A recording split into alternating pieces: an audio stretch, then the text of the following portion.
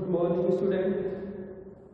आज हम class 10th में इतिहास का दूसरा लेसन भारत में राष्ट्रवाद के उदय के बारे में पढ़ेंगे कि क्या भारत में राष्ट्रवाद में क्या क्या किस तरह से परिवर्तन हुआ राष्ट्रवाद में, उसको हम जानेंगे।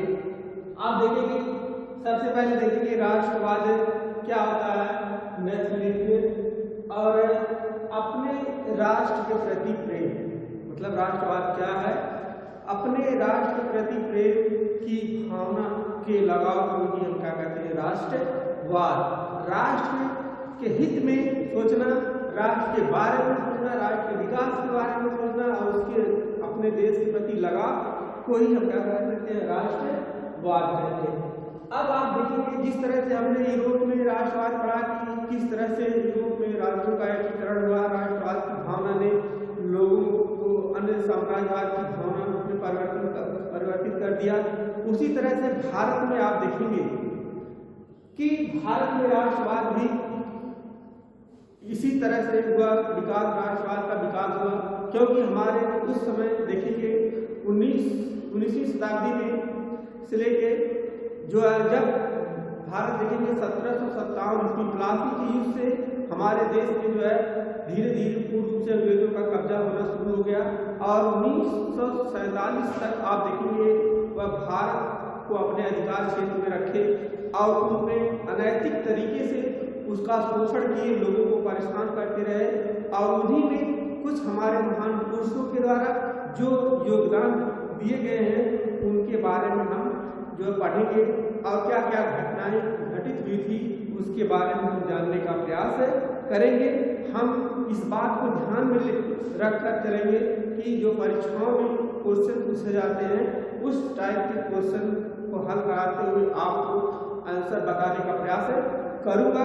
जैसे आपको हम बता रहे हैं तो पहला इसमें आप देखते हैं कि भारत में राष्ट्रवाद के विकास के लिए क्या कारण थे, कि भारत में राष्ट्रवाद का विकास किस तरह से हुआ।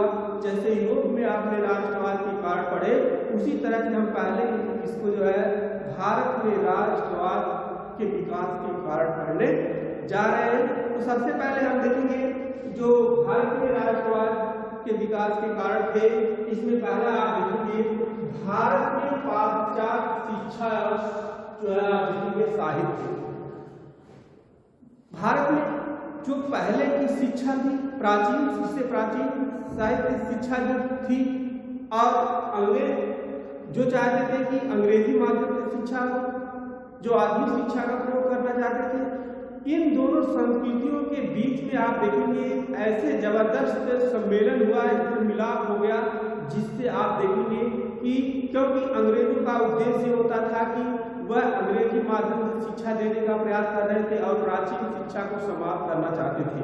लेकिन हमारे जो महान पुरुष थे, जो हमारे लोग थे, वह संस्कृति को अपने बनाए रखने के लिए बहुत अथक प्रयास किए। इस तरह से आप देखेंगे हमारे इतना अंग्रेजों ने शासन किया, 200 वर्षों तक शासन किया, लेकिन उनकी संस्कृति जो है हमारी इतनी महान संस्कृतियों में आप देखेंगे अंग्रेजी संस्कृतियों का, सभी संस्कृतियों का जो है समावेश होता गया और इसको हमें नव जागरण में सबसे महत्वपूर्ण भूमिका मिली। क्यों मिली? क्योंकि आप देखेंगे जैसे जैसे भारतीय जो लोग थे, अंग्रेजी शासन यहाँ पे था, अंग्रेजों के साथ मिलजुल कर रहने लगे और उनके जो है साहित्य और बातचीत के द्वारा जो है एक दूसरे को नई नई जानकारियां मिलती है, उनकी भाषाओं को लोग समझने लगे, क्योंकि पहले भारतीय इंग्लिश जानते नहीं थे। जैसे ही संपर्क में आए शिक्षा और साहित्य के में पाश्चात्य शिक्षा संपर्क में आए, मिलने लगे और उनके तहत आप देखेंगे एक दूसरे के विचार को समझने लगे और यही समझ आगे चल करके आप देखेंगे जो भारत में राष्ट्रवाद का उदय का कारण बना। तो उनकी संस्कृतियां, सभ्यताएं जो थी एक दूसरे से मिलने के बाद उनके अंतर्गत ही विचार होने लगा और उन्हीं की भाषा धीरे धीरे भारतीय लोग भी बोलने लगे और फिर अपने राष्ट्र के प्रति लोगों के अंतर्गत जो भावनाएं थी वह विकसित होने लगी थी। आप देखेंगे जो दूसरा कारण था शोषण तथा अत्याचार। अब देखिए, अंग्रेजों ने हमेशा भारत पर जब कब्जा बनाया तब से शोषण ही कर रहे थे। यहाँ से आए थे व्यापार करने के लिए, लेकिन किस तरह से आप देख लीजिए, यहाँ पर लोगों में फूट डाल करके शोषण करते थे। सभी जगह पे उनका अधिकार धीरे धीरे जब हो गया तो किस तरह से लोगों को पूरी तरह से शोषण करना शुरू कर दिए। भारतीय समाज को एकदम बिल्कुल शोषित करके दुखी कर दिया। और इस तरह से आप देखेंगे इनकी जो अंग्रेजी शिक्षा जो थी पूरी तरह से भारतीयों को बेरोजगार बना दिया। और आप देखेंगे जितने भी हमारे जो यहाँ पे कुटीर उद्योग थे, हाथ के द्वारा बनाए जाते थे, जो छोटे बड़े जुलाए हाथ बुनकर थे, सभी लोगों को इन्होंने ध्वस्त करके केवल यहाँ से कच्चे माल को खरीद के ले आते थे और अपने यहाँ से सभी जो सामान तैयार ला करके यहाँ बेचते थे।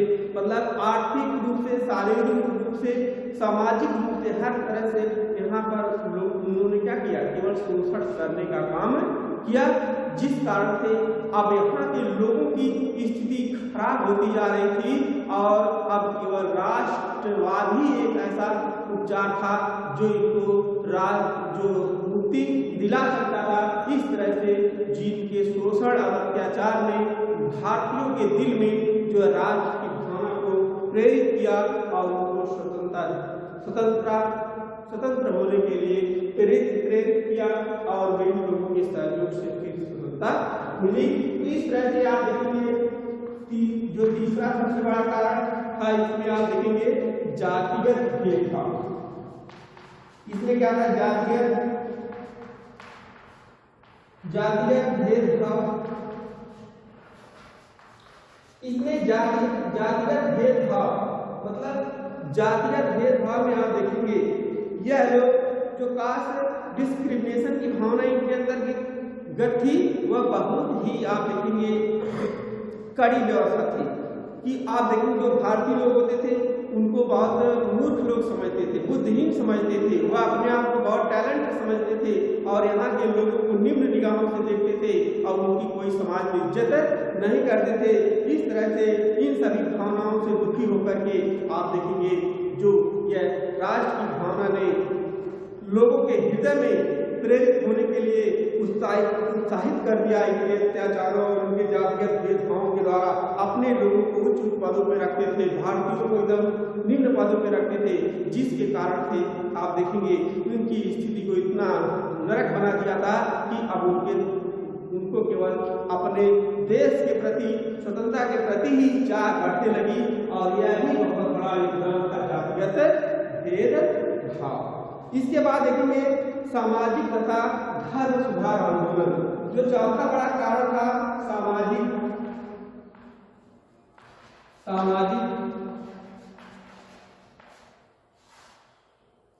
तथा धर्म सुधार आंदोलन।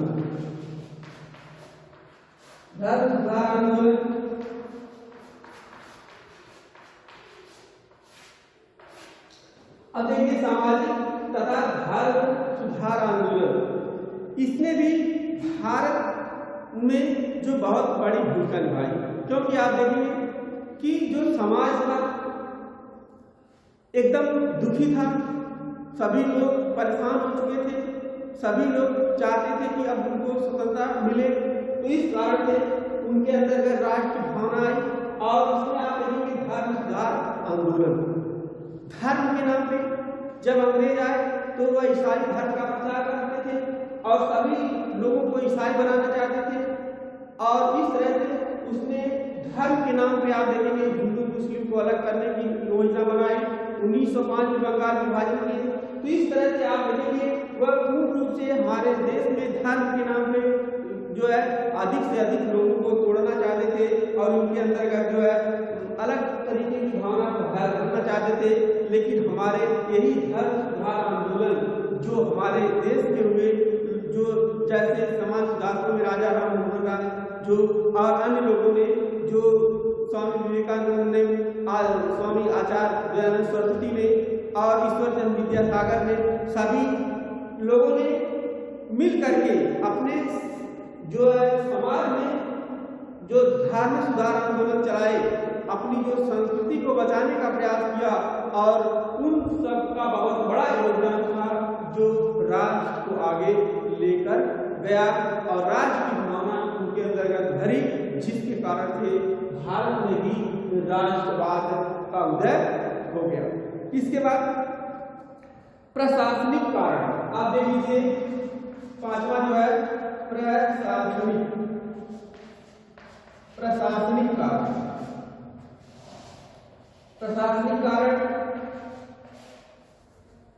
प्रशासनिक कारण में आप देखेंगे जो एडमिनिस्ट्रेटिव रीजन जो होते हैं, यह अंग्रेजों ने समूचे देश में विधिक शासन लागू कर दिया था और आप देखेंगे इसके एकीकरण स्थापित करने के लिए राष्ट्रीय जागरण को बड़ा सहायक सिद्ध हुआ। जैसे आप देखेंगे इसमें प्रशासनिक कारण जो इतनी कड़ी व्यवस्था थी, प्रशासनिक थी अंग्रेजों की, वह लोगों के हृदय में इतना घाव लगाती थी कि आप देखेंगे प्रशासनिक क्षेत्र में जो भारतीय जो है उच्च पदों पे नहीं जा पाते थे, उनको केवल निम्न स्थानों में रखा जाता था।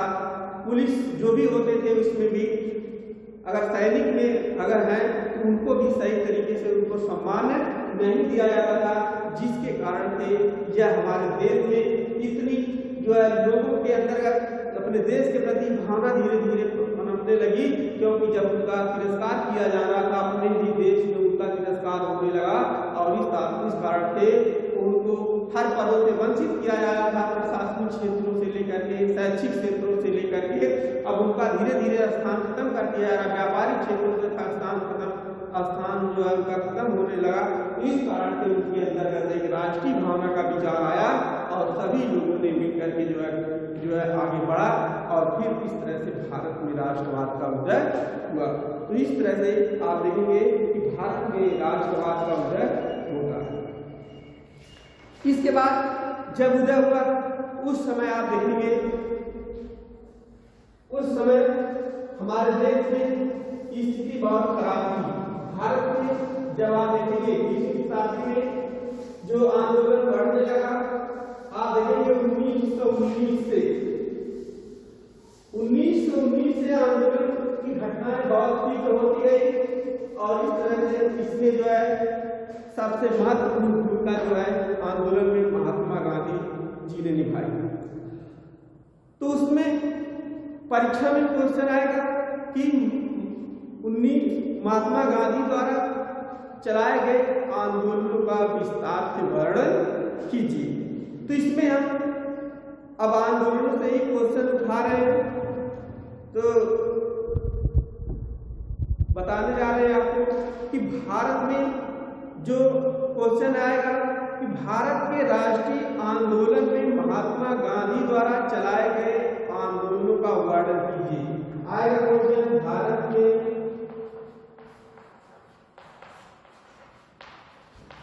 महात्मा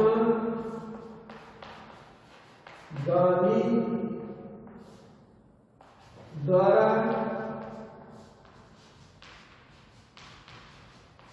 चलाए गए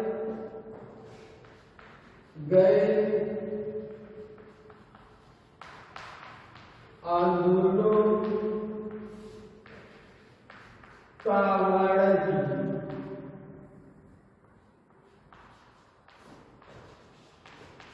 वर्णन कीजिए। तो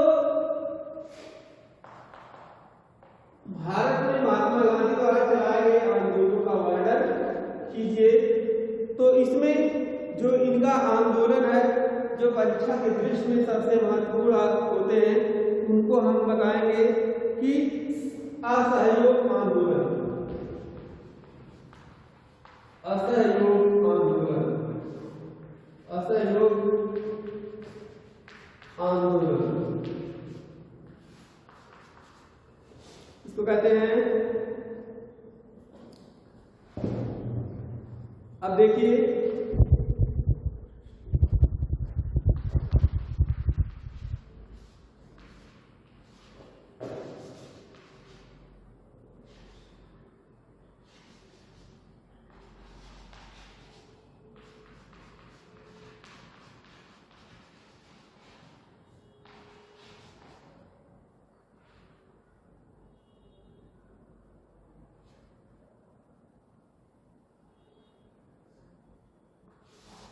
देखिए असहयोग आंदोलन,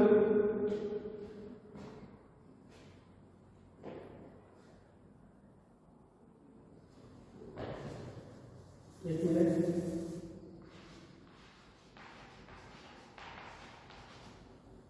इसमें कहते हैं असहयोग आंदोलन। आप देखेंगे नॉन कोऑपरेशन मूवमेंट असहयोग आंदोलन कहते हैं। इसमें किस तरह से आएगा क्वेश्चन की असहयोग आंदोलन से आप क्या समझते हैं, इसके घटनाओं को, कार्यक्रमों को वर्णन कीजिए। तो आप देखेंगे इसमें महात्मा गांधी जी ने इसके पहले जो घटना हुई थी, जैसे रोलक एक्ट, जलियांवाला बाग हत्याकांड, और इन सभी घटनाओं से खिन्न होकर के महात्मा गांधी जी ने देखे जब यह 1915 में भारत में आए, उस समय क्रांतिकारी गतिविधियां धीरे धीरे बढ़ रही थी। 1919 में जलियांवाला बाग हत्याकांड हो गया। 1919 में रोलक एक्ट, काला कानून जो बनाए गए थे, बिना दलील के, बिना अपील किसी को गिरफ्तार करके बंद कर दिया गया था, जेल में भरा जा रहा था, उसके खिलाफ आंदोलन था। और 10 बंगाल इतना बड़ा जलियांवाला बाग हत्याकांड में 13 अप्रैल 1919 में घटना हुई, बिना हथियार लिए बहुत से लोग मारे गए। तो इस तरह से उनके खिलाफ जो असहयोग आंदोलन महात्मा गांधी ने निर्णय लिया कि आप देखेंगे। और एक घटना हुई थी हंटर कमेटी के खिलाफ। क्यों कि 1919 में जो हंटर कमेटी बनाई गई, जलियांवाला बाग हत्याकांड हुआ था, उसमें बता दिया गया उन लोगों के द्वारा कि इसमें जो काम हुआ है जलियांवाला बाग हत्याकांड, इसमें कोई गलत नहीं हुआ। इस कारण से ये सभी हमारे देश के लोग, सभी लोग खिलाफ हो चुके थे।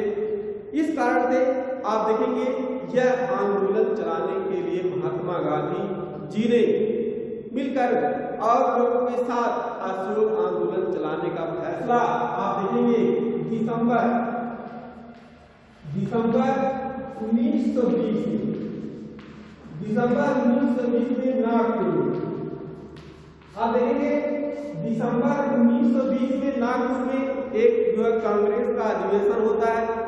उसी अधिवेशन में यह आंदोलन जो है स्वीकार किया गया, यानी प्रस्ताव इसका क्या हो गया, पास कर दिया गया कि अब जो है भारत में असहयोग आंदोलन चलेगा। असहयोग का मतलब होता है किसी का सहयोग न करना, सहयोग का मतलब होता है जो है सहयोग करना। तो इसका मतलब उस समय जो हमारे देश में शासन था अंग्रेजों का, और यहाँ पर जो है अंग्रेजों की अधिक से अधिक भागीदारी थी, उनके कार्यों में काम कर रहे थे लोग, कार्यालयों से लेकर के, शैक्षिक कार्यों से लेकर, शहरी व्यवस्था से लेकर के सभी भारतीयों का रोल भरपूर उपयोग कर रहे थे। तो उन्हीं के महात्मा गांधी जी ने सोचा कि यह जितनी भी हमारी जो सभी आर्थिक चीजें जो है, उपयोगी वस्तुएं हैं, सभी यह विदेशों को चली जा रही है, और वही चीज हमारे यहाँ कच्चे माल से लेकर के बना करके माल हमारे यहाँ बेचते हैं, तो सारा इंडिया का पैसा जो है कहाँ चला जा रहा है, विदेशों को चला जा रहा है। तो इनकी जो नीतियां थी, यह असहयोग आंदोलन चलाने का मतलब यही था कि जो है ब्रिटिशों की, जो है अंग्रेजों की आर्थिक नीतियों को जो है कमजोर करना था, और अपने आर्थिक स्थितियों को बढ़ाने का भरपूर प्रयास करना चाहते थे। तो जानते थे कि अगर आर्थिक स्थिति जब तक हम लोगों की मजबूत नहीं हो पाएगी, तब तक हम कुछ नहीं कर पाएंगे, क्योंकि सभी पैसा विदेशों को चला जा रहा है और हम लोग उनके ऊपर निर्भर हो चुके हैं।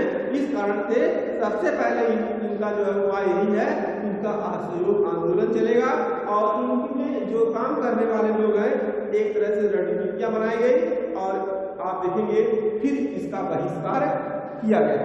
तो आप देखेंगे फिर इसमें आप देखेंगे जो कारण था असहयोग आंदोलन के कारण जो थे क्या थे, हम जानेंगे कि असहयोग आंदोलन के कारण,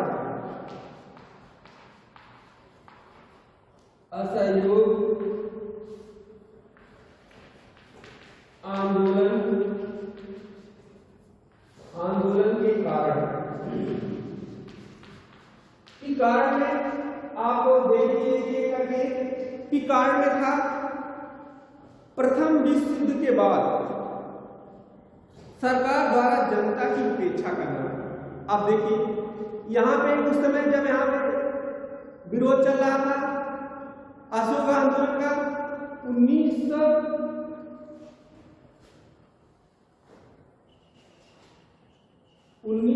आप देखेंगे 19 में जब 1920 में यहाँ पे अशोक आंदोलन चल रहा था तो अंग्रेजों उस समय 1918 में 1914 से लेकर के 1918 में प्रथम विश्व युद्ध चला था। प्रथम विश्व युद्ध में यहाँ के सैनिक अंग्रेजों ने यह आश्वासन दिया कि प्रथम विश्व युद्ध के बाद हम आपको जो है स्वतंत्रता प्रदान कर देंगे, लेकिन उन्होंने विश्व युद्ध के बाद सभी लोगों की उपेक्षा की।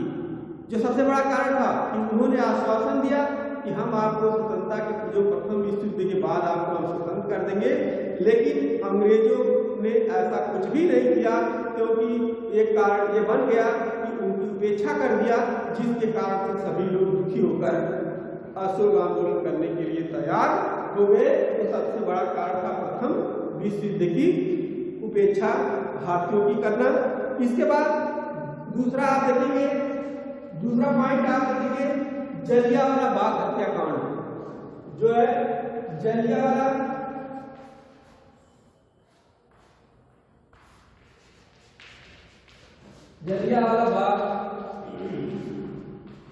बाग हत्याकांड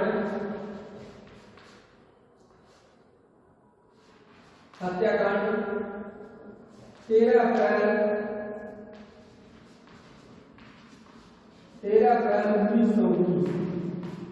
आप देखेंगे जलियांवाला बाग हत्याकांड की घटना का बहुत महत्वपूर्ण कारण बना। क्या हुआ जलियांवाला बाग हत्याकांड में?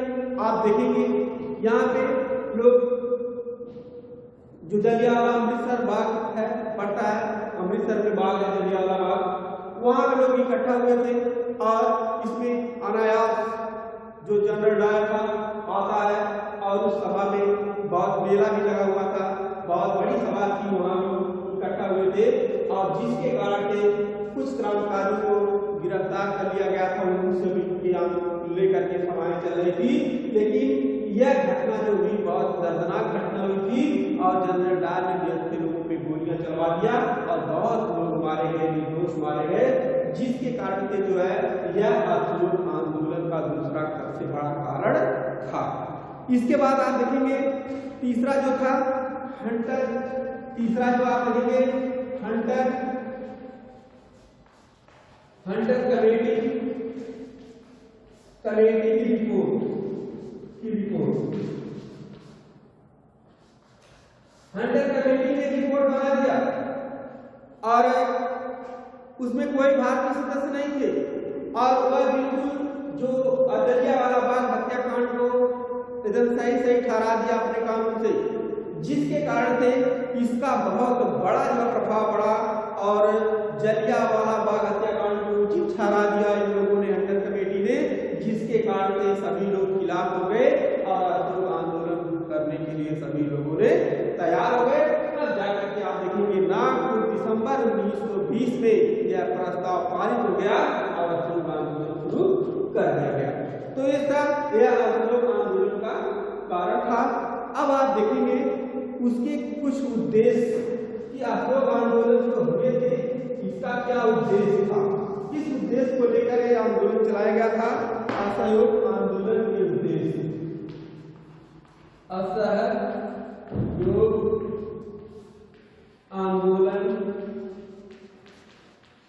आंदोलन के उद्देश्य देख लीजिए क्या इसका उद्देश्य था अशोक आंदोलन का, असहयोग आंदोलन के उद्देश्य।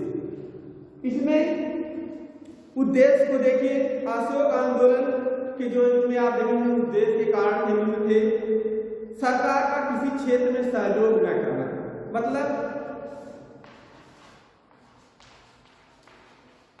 सरकार ने किसी क्षेत्र में सहयोग न करना,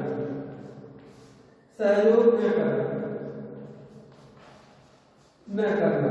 कि मतलब सरकार के किसी क्षेत्र में सहयोग नहीं करेंगे। चाहे भारतीय जितने भी लोगों का ग्रुप था, आंदोलनकारी थे, उन लोगों ने कहा कि सरकार के जो कार्य रहेंगे इनमें कार्य क्षेत्र में, किसी भी कार्य क्षेत्र में कोई भी वहां पे काम नहीं करेगा, सभी सहयोग नहीं करेगा, सभी लोग काम करना बंद कर देंगे।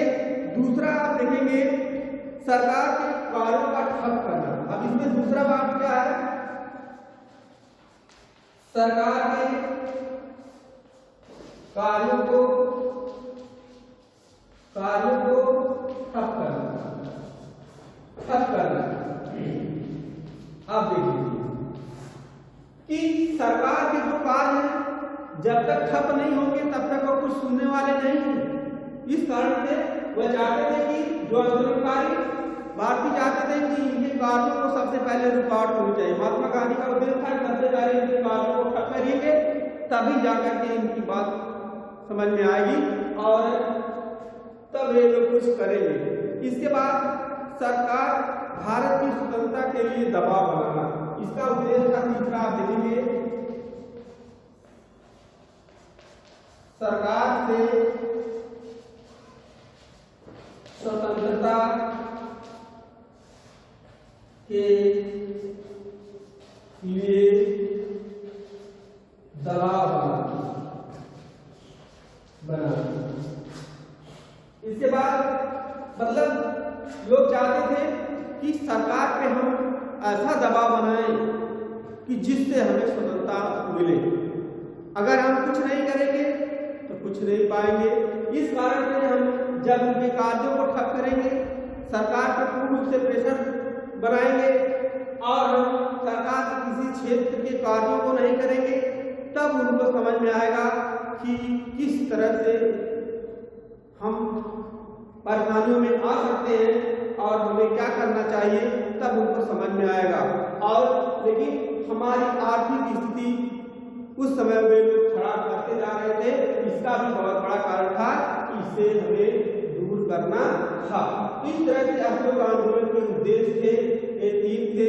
और आप देखेंगे फिर जो उसके लिए कार्यक्रम निर्धारित किया गया था कि किस रणनीतियों के तहत हमको कार्यों को करना होगा, जो कार्यक्रम करेंगे इन पॉइंटों में क्या क्या हमें करना होगा, उन सभी बातों को ध्यान में रखते हुए उन्होंने जो उसके कार्यक्रम निर्धारित किए थे।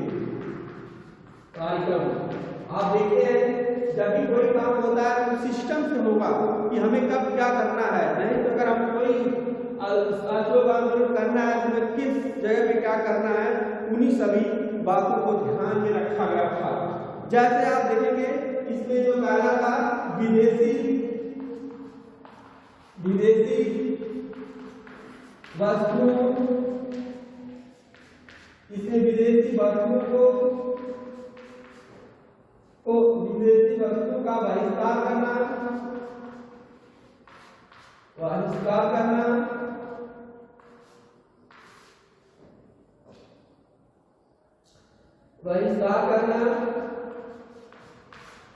तथा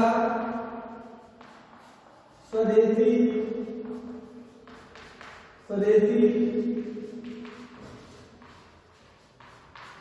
वस्तुओं का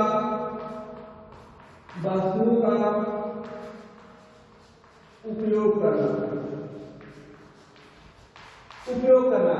विदेशी मतलब इसमें जो पहला कार्यक्रम आप देखेंगे विदेशी वस्तुओं का क्या करना, बहिष्कार करना और स्वदेशी वस्तुओं को जो है अपनाना और उनका जो है जगह जगह पे विदेशी वस्तुओं की क्या की गई, होली जला दी गई। क्या कर दी गई, सभी जगह पे उनकी विदेशी वस्तुओं को बहिष्कार कर दिया गया और स्वदेशी वस्तुओं का उपयोग करने के लिए कार्यक्रम बनाया गया।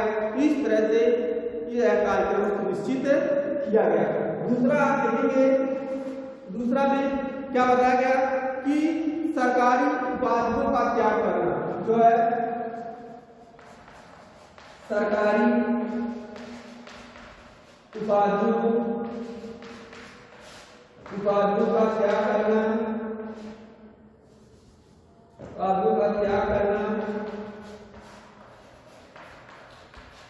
उसमें उस सरकारी उपाधियां जो लोगों को दी जा रही थी वह सो महात्मा गांधी को जो दी गई थी, रविन्द्रनाथ टैगोर को दी गई थी, सभी उपाधियों को उन लोगों ने क्या कर दिया, त्याग कर दिया। तीसरा आप देखेंगे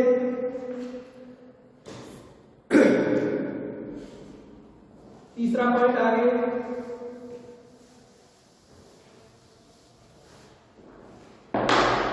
इसमें तीसरा पॉइंट देखेंगे सरकारी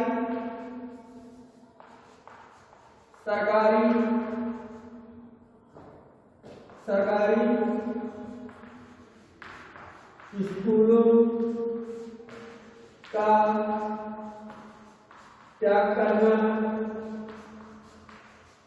सरकारी स्कूलों का त्याग करना तथा उनके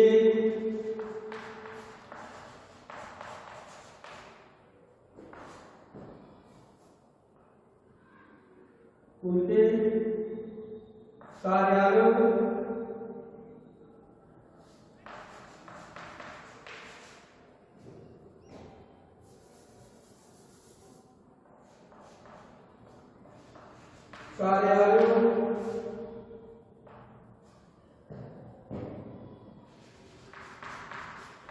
योग को त्याग करना।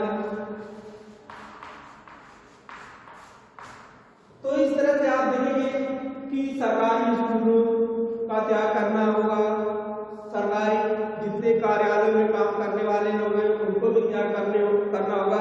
तो इस तरह से एक तरह से बहुत बड़ा आंदोलन चला और ऐसा ही हुआ हर जगह जहाँ पे जैसे जैसे कार्यक्रम शुरू किए गए वहाँ पे अशोक आंदोलन का कार्यक्रम शुरू हो गया। जगह जगह पे विदेशी वस्त्रों की गोली जला दी गई, विदेशी वस्त्रों का बहिष्कार कर दिया गया। इस तरह से आप देखेंगे फिर जो है सरकारी उपाधियां जो थी उसको त्याग दिए सभी लोग, स्कूल में बच्चे जाना बंद कर दिए, सरकारी कर्मचारी शिक्षक जो थे वो भी सब लोग बंद कर दिए। इस तरह से आप देखेंगे कार्यालयों में काम करना बंद कर दिए। इस तरह से भारत में पूर्ण रूप से जो है महात्मा गांधी के द्वारा जो है बहुत बड़ा आंदोलन चलाया गया। और इस तरह से आप देखेंगे जो इस तरह से जब चला 1920 से अशोक आंदोलन शुरू होता है और आप देखेंगे चौरी चौरक नामक स्थान पे गोरखपुर जिले में आप देखते हैं घटना होती है। उसी घटना के बाद जो है महात्मा गांधी जी ने 22 फरवरी 1922 में आप देख 5 फरवरी 1922 में महात्मा गांधी जी अशोक आंदोलन जो है क्या कर दिए, अब स्थगित कर दिए। इस तरह से यह जो था क्वेश्चन जो था परीक्षा की दृष्टि से बहुत इंपॉर्टेंट था। आप इस तरह से लिखेंगे तो आप अच्छा नंबर प्राप्त कर सकते हैं कि भारत में आएगा क्वेश्चन, भारत में अशोक आंदोलन के क्या कारण थे इसका वर्णन कीजिए।